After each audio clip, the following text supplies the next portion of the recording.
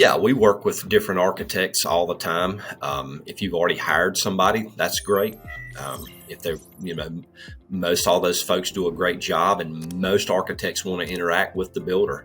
And the reason being is because they're going to ask us different questions like, how do you plan to do X, or how do you plan to do Y?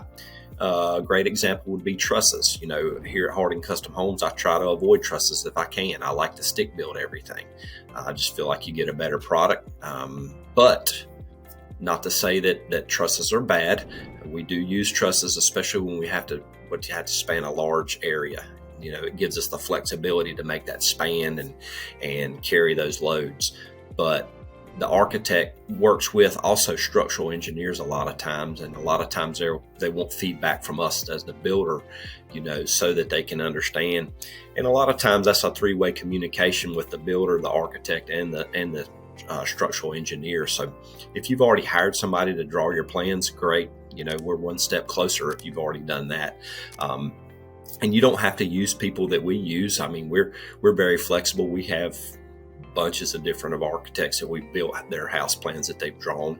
So it's not, we don't care one way or the other here at Harding Custom Homes. I know some folks will try to push you toward their architect or their draftsman. For us, it doesn't matter. The main thing is that you get a good quality drawn house. Now, one thing I would caution you about is different geographical regions have different codes. And sometimes what we find is, and I'm running into that currently with a house plan that was drawn out of British Columbia, and we're building it here in South Carolina. So the codes are a lot different.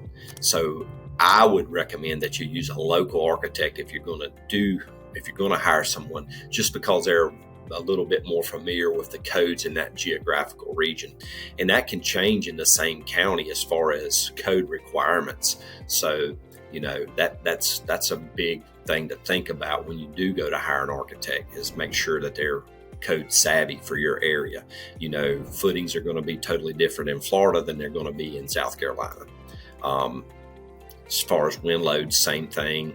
Solar, same thing. So, take that into consideration when you are hiring that architect. But for us, we can work with any of them.